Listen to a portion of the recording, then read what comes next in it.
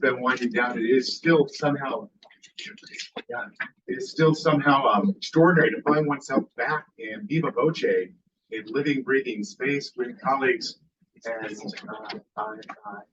bragging that we're here together. Thank you for arriving early. My name is Alexander Mawyer. I'm the director of the Center of Pacific Island Studies here at the University of Hawaii at Mānoa, and currently the acting chair of our brand new Department of Pacific Island Studies.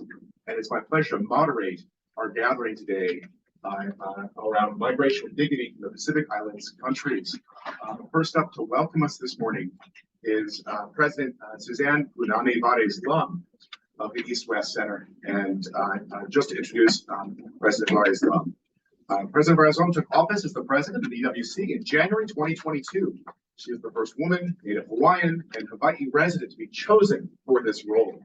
Vares-Lum brings executive leadership and planning experience spanning the past several decades, culminating in 5 years serving with and advising the most senior officials at the U.S. Indo-Pacific Command, where she cultivated and maintained key relationships with nations throughout the Indo-Pacific region.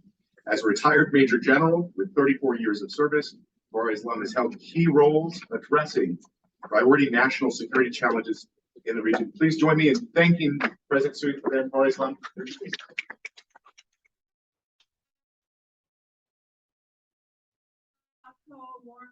Aloha to all of you this morning.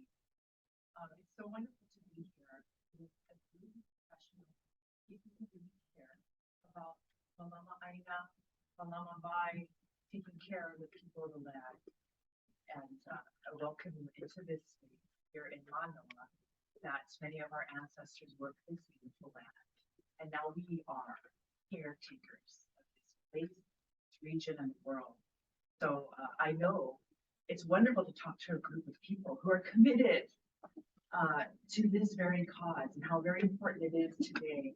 You know, the White House Indo-Pacific strategy that came out in February 11th was the same day we met here as the Board of Governors of the East-West Center.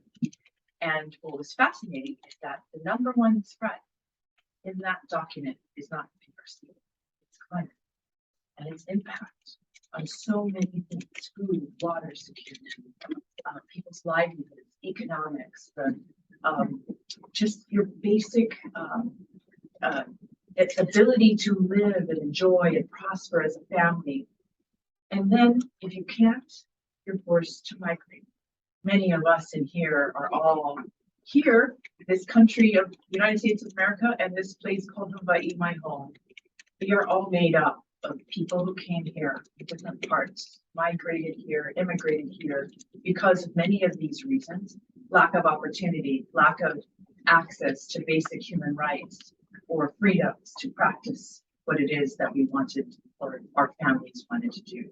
So if you're like me, Native Hawaiian, Japanese, Chinese, Tahitian, and Portuguese and English, which represents much of America, much of this place in Hawaii, because there was some impetus that drove our ancestors to make that courageous journey for a better life. Sometimes it was seeking a better life, sometimes it was being forced out of there. And now with climate change, there are some real critical issues. And why does a security strategy like the Indo-Pacific strategy care about that? Because it has everything to do with security: food security, water security, basic human rights and life security. When you have situations like we've seen, forced exodus of a mass group of people because of a reason, and this one is climate. We see that in Myanmar, we see that what's happening, the strain putting on Europe, we see those conversations even within the United States. But we often talk about conflict as that thing that pushes us out. But there is that one thing that people are not talking about: is what's going to happen when we are victims of climate change. How does that impact migration? So it may not be on a larger conflict scale, but conflict even within communities, tensions in communities. And we see that even here in Hawaii, where we have a large diaspora. that had to move out of the compact states because of nuclear histories, as well as the changes that we're seeing, Nala by 2040 to be underwater. There's plans already. What's going to happen there? Where do they go? We have the largest diaspora from the Pacific here in Hawaii, and California is moving up next. We in March at the East-West Center were able to speak to congressional leaders about why the Pacific matters for America and why America matters for the Pacific. And in there, we talked about, we had Representative Ami Bear from California. So he spoke to Representative Casey and said, I know you said you've got the largest number of Pacific islands, but California is coming up second. And we're seeing it across the United States. And so what does that mean in terms of the social tensions that occur?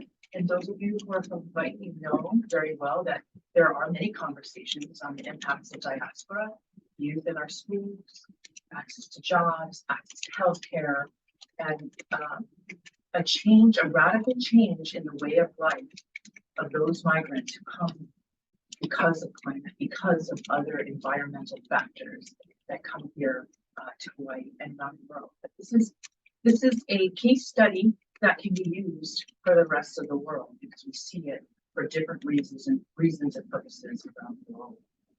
So, our East-West Center here since 1960 has been dedicated to this kind of dialogue, fostering real solutions, research not just for research's sake, but to really find the solutions that can change our policy, that can bring a network like you are here today.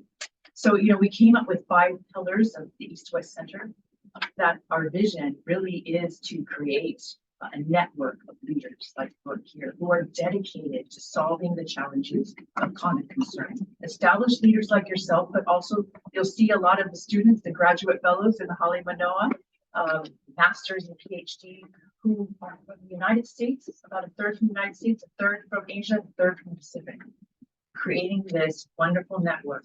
The people who can come together and make that 5-minute phone call that takes 25 years to develop. So many of you probably have that relationship here, even whether it's in Tahiti, you have those relationships, don't need to call. And I hope that while you're here today and you are engaging and sharing, that on top of that, you take the time to build that network relationship. So if we can share information, but if we don't have the true relationships to really solve those problems, we leave and we all have refreshed.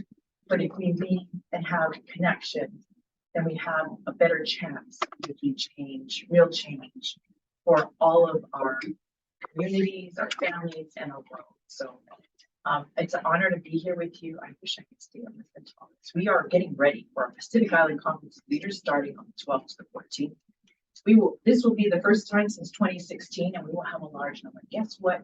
I've sat through many of these dialogues, heads of mission for the Pacific Islands, with our Congress, the House and the Senate. I was able to sit in this closed room. And one of the #1 issues really is climate and impact on Pacific Islands. And also its impact on healthcare and the lack of access to healthcare, the tyranny of distance that keeps them from having quick response to crises that they will be facing in the future, whether it's resilient energy, whether it's ability to find ways for clean water, and what happens to those coastal communities. Can we think about future planning? So those are all the things that they came up with. I'm proud to say that I'm going to be able to, on the 28th, was invited to moderate a dialogue with Secretary Blinken, USAID, Peace Corps, Samantha Powers, USAID, with the Pacific Island leaders from, and that will be on the 28th, on the margins of the White House Pacific Island Summit. So they invited us. I figure they're inviting me, not just me, but they're inviting us, Hawaii, to that place. So I feel like when I go there, I represent all of us, those of us who care about this and your voices. So I'm excited to hear more what comes out of this and whatever I can share. I am a mouthpiece for you wherever I go. So please feel free to reach out. And thank you again for your dedication and work and everything you do day in, day out. This is at the forefront. This is our time to be able to highlight what you've been working on for years. So thank you so very much. Mahalo nui, and aloha.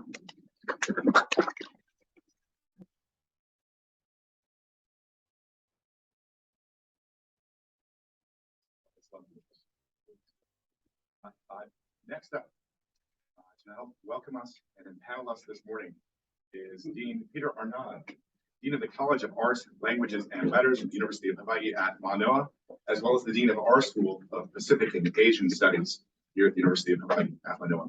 From 2012 to 2019, Dean Peter served as the Dean of the former College of Arts and Humanities at UH Mānoa. A historian by training, his books include Realms of Ritual, Beggars, Iconoclasts, and Civic Patriots, Honor, Vengeance, and Social Trouble, Pardon Letters in the Burgundian Low Countries. Just a little light reading. And the co-edited Power, Gender, and Ritual in Europe and the Americas. His current research focuses more globally on Dutch, Spanish, and Portuguese imperial competition in the Pacific and the Atlantic. Please join me in thanking Dean Peter for joining us this morning.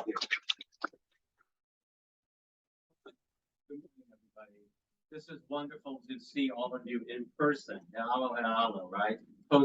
As we emerge out of the pandemic, we emerge off Zoom into real-time meetings. So I want to welcome all of you here today and thank President Vares-Lum for the wonderful remarks and say it's an honor to follow her distinguished career and presidency of the East-West Center and making a few additional remarks to welcome you all here today. I want to welcome our international visitors from Ocean Policy Research Institute and Sasakawa Peace Foundation, and those of you not from the University of Hawaii, from the mainland and elsewhere. I'm glad you're able to come today, post-pandemic, or we emerge at late pandemic or post-pandemic, and so you can celebrate this collaboration and the launch of your publication, and congratulations on your publication. I'm not going to repeat what President Vares-Lum just said about the importance of this topic. Will only reflect additionally a little bit on the fact that as a historian, of course, the movements of people and the migrations of people and the issues of refugees over the last century and into this new century has been a serious topic of political, social, cultural, and international concern. Last century saw the disruption of tens of millions of people, and it looks like this century is going to continue that social political fact. I myself am the son of a refugee from the European Holocaust, whose family came here with just mere suitcases after having lost everything, including family members in the killing machines of Nazi Germany. But what didn't exist in the 20th century, what nobody anticipated in this new in mid 20th century, was that we'd have a new category of migration driven by climate change. And so this is a challenge of today, among other challenges. And this is why what you're doing here today is so very, very important. And I was kind of doing some, far from my own area of expertise, as you just heard, but I was doing some recent reading about this issue and thinking about your conference and understand and see that even the kind of emergence of legal category of a climate refugee is something still being shaped by international law, right? So nothing, your work here cannot be more important, more topical, nor more urgent. My other thing I wanted to say, other than welcome you, is to brag a little bit about the Center for Pacific Island Studies and the Department of Pacific Island Studies. We are the largest college now at the University of Hawaii at Manoa. CPAS and DPAS, those are the acronyms, are components of the School of Pacific and Asian Studies, which was founded in the late 80s to center and supercharge the study of Asia and the Pacific at the University of Hawaii at Manoa. And it remains a school as it was founded within this larger college and within the University of Hawaii at Manoa. While CPAS may be smaller, and DPAS and CPAS may be smaller than some of our academic units and centers, it punches so far above its weight that I couldn't be prouder of its accomplishments. The recent program external review of our new college, we brought in 6 external reviewers from around the country to look at our big college of 17 departments and 20 centers, singled out CPIS as having exemplary teachers and top flight scholars, and that's a quote. And I couldn't agree more. Just recently, CPIS was re-awarded the the Title VI NRC, or National Research Center grant, the only NRC in the country dedicated to the Pacific and the contemporary Pacific. Many of you know that CPIS not only does the kind of research and teaching that you all know about, but also brings out publications that focus both on scholarship and pedagogy, with the Press monograph series, with Contemporary Pacific Journal, which is a tier 1, class A journal, internationally recognized journal, and with its teaching open access teaching Oceania teaching materials. CPIS plays an outsized role, given its size and how it serves both the university and scholarly life and pedagogy, but also more broadly the region and our local, many different local communities. So I want to welcome you all again and wish you a very productive workshop. Congratulations on your recent publication, which you're celebrating here today, and please come back now that we're in person. And I hope this international exchange that you've begun, this intellectual collaboration, will continue to flourish, and that this will be the basis of ongoing collaborations going forward on this so very vital topic that you are dedicating today to. Thank you.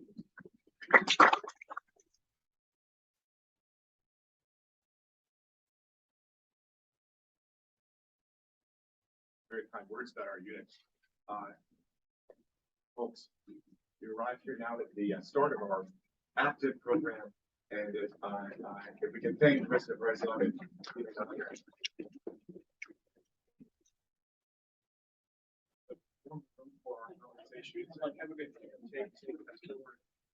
I introduced myself already. I'm Alexander Mawyer, director of the Center for Pacific Island Studies, and I think just as a quick opening before we turn the floor over to our conversation lead, perhaps we could start by again thanking all the partners that have made today possible, including the Ocean Policy Research Institute of the South Sakala Peace Foundation, the Global Infrastructure Fund of Research Foundation of Japan, the GIF, Hosei University, University of Hawaii at Manoa, PIDP, and our colleagues at the Environmental Law Institute, who have all traveled to be here together today. And for those of us who are joining, please join me in thanking everyone to make it possible. We forget to thank folks until it's too late. So thanks to everyone for starting. That said, perhaps we can just jump into the intellectual context. There are several active contexts that bring us together this morning and throughout the day, including, as Vares-Lum mentioned, from our scientists in oceanography and marine science, the difficult to ponder, the difficult to conceive, the difficult to perceive intellectually or physically, the fact of a changing world. 2018 Nature paper by Storlazzi and colleagues suggests that 50% of the Pacific Islands atoll states will be largely challenged to maintain freshwater lenses by 2050. Right, so a freshwater lens is what makes life on islands possible, right? Unless you have an extraordinary investment in water transportation. Things like this are shifting and are hard to wrap our heads around. Other dynamics that are easy to point to, or although difficult to ponder, difficult to conceive, difficult to grasp and live with effectively, include conversations like those we had here at the East-West Center at the end of the spring semester in a very memorable different conference on the renegotiation of the Compact of Free Association economic impacts with the Asia Development Bank, the East-West Center, CPIS, and the Graduate School of Americas. Colleagues who are working in that research team noted that given all the plausible scenarios for how the renegotiations of the Compacts of Free Association might work out, they argued that for all plausible scenarios, at least on the US side, and possibly on the side of the RMI, the FSM, colleagues across the Northern Pacific, however those renegotiations work out, they suggested that the dynamics of migration are not only going to remain what what we've been seeing over the last decades, but possibly continue to intensify and accelerate. And if anyone's interested in those, in that conference, we have a lot of materials or records that we can share. This accelerating and intensifying migration situation, both on the political and economic side of the story, the human dimension side, and on the geophysical side of the story, which is, sadly, as we know, also anthropogenic, human entanglement, as two primary large dynamics to flag here at the beginning of our gathering, right? As we know, this topic, this engagement could not possibly be more timely. That said, it's my pleasure to add just a few other contexts and then turn the floor over to Dr. Mikiyasu Nakayama to take us forward a little further. We are gathered here together today as part of an ongoing relationship between the University of Hawaii, the East West Center, and our colleagues who we've mentioned. I think it's important to flag them. It goes back some years. This particular event was meant to happen years ago, potentially. And what at the end of the day we are gathered for, in part, is a chance to engage with and think with and understand a series of rather incredible articles that have been published in the journal Disaster Research, a special issue dedicated to migration, dignity, fragility, and pandemics. This issue has appeared in April 2022. Had the pandemic not been playing out, we might have been gathered together to talk about this work before it had been published, when there was still a chance to push or pull or tease out new conversations in this work. This work is out. So today we are going to hear presentations that open up and report back to community, report back to the university, report back to this exchange about some April 2022, some very recent work. But I wanted to note at the beginning of the day that this is not intended to be merely a show and tell, but rather after the 7 presentations in the morning and afternoon session, for those who perhaps will still join us in the I always hard to get people right on time. For those who will still join us, and for those of us who are here now and who will stay for the day, the last part of the day is intended as an active, energized, electrifying exchange that hopefully advances the conversations that our colleagues have had in this journal. Colleagues who are, as we might note, largely positioned from outside the region, who are looking into the region and engaging within the region as visitors, as guests. So one of the possible efflorescences of a conversation we could pursue this afternoon, maybe thinking about where work like this goes next in terms of how to advance its co-productivity. Deeper engagements with the research needs of the regional states from the inside out rather than the outside in. And policy implications for this work in a world that, as we noted, is changing so fast that even a few months after the publication of cutting edge work, we may have new things to discuss. Thank you so much for the chance to frame both the launch of this issue. I won't ask us to clap again, but if you'd like to clap, go ahead and clap for this issue launch. Thanks so much to everyone who's here now, and we'll just move forward with the program. And thank you for the opportunity to join together. It's my pleasure again as the moderator of the day to introduce Dr. Mikiyasu Nakayama, who obtained his doctoral degree in the Faculty of Agriculture at the University of Tokyo in 1986. Dr. Nakayama has worked for the World Bank, United Nations Environment Program, Utsunomiya University, Japan, Tokyo University of Agriculture and Technology, and was a faculty there at the University of Tokyo between 1986 and 2020, focusing on the management of natural resources and the environment. My friend Miki currently works as the managing director of the Global Infrastructure Fund Research Foundation of Japan. Please join me in welcoming Dr. Nakayama.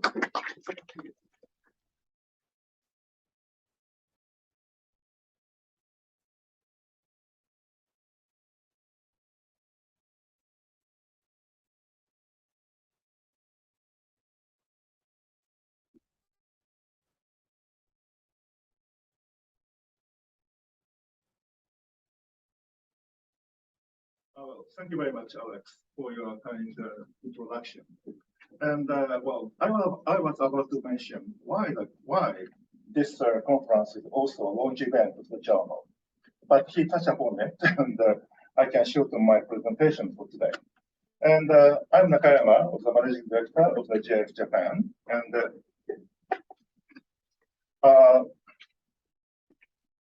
Alex showed one of the two special issues we developed. One is published in 2019, and the other just this April in that. These special issues include findings and policy recommendations from two research projects we organize as international collaborative activities. And the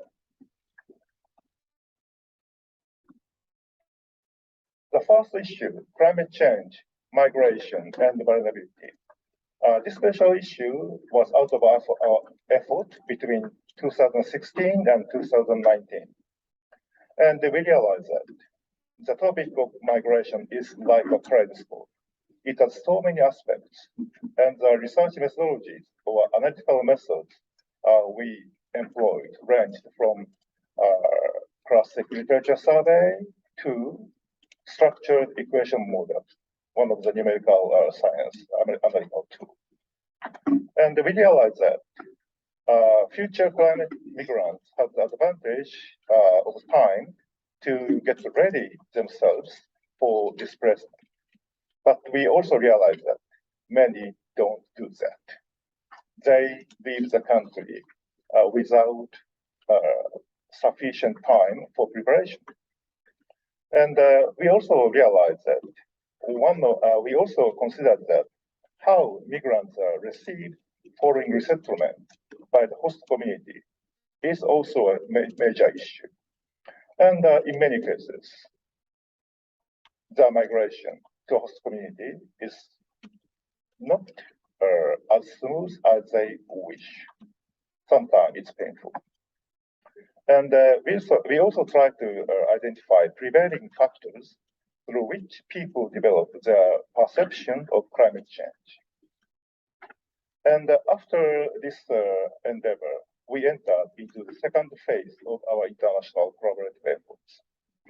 And the special issue Alex kindly showed to you, migration, dignity, fragility, and pandemics, is the title of our second special issue. And we worked on research for this special issue between 2019 and 2021.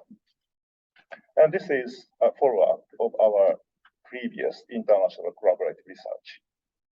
And in both cases, we examined the livelihood of future climate migrants and who may relocate from the Pacific atoll countries to developed nations. And it's not in the Pacific, but we also added Maldives as our study area. It is because Maldives developed a unique strategy to cope with anticipated sea level rise in that they have developed a new city on reclaimed land to move up to half the national population to a new land. And we also learned of the challenges faced by Pacific Islanders when transitioning from the new lives in a foreign country. And we realized that we need something, guiding principle or guiding concept. So some of our colleagues worked on it, and we came to have the concept of migration with dignity. And today, we will have two presentations, which and these touch upon the concept itself and its application in the real world. And we faced with COVID, and the COVID pandemic made our planned field research impossible. So instead of going out to our study areas, we need to carry out interviews, but through internet, or we even ask people on the island to carry out survey on our behalf. But on the other hand, the pandemic also reveal the vulnerability of the people who migrated to developed countries. So both on the island, for the people who are still on the island and for the people who have immigrated to their new destinations, pandemics give quite a bit of impact upon their livelihoods. And after getting through these two endeavors, collaborative international research project, we now know what we needed to do in our next step. So this is my last slide, and this is a list of the presentations you are listening to today. And it ranges from concept of the migration with dignity and implications of the COVID on people on the island and the people who have already immigrated. Sorry.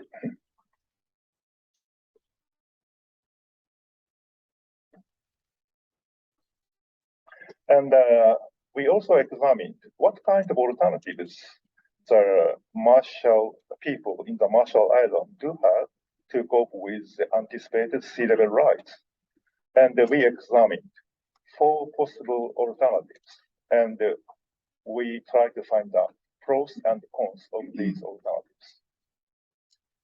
And we also tried to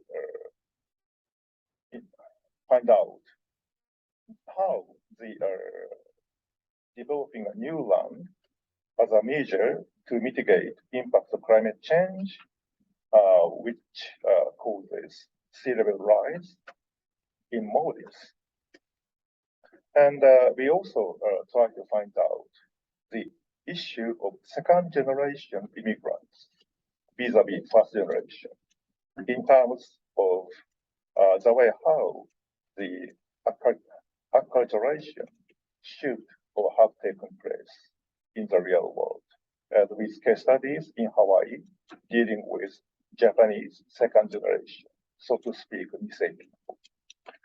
Thank you very much for your participation, and I'm very keen to see your reactions and comments for the studies we carried out. Thank you very much indeed.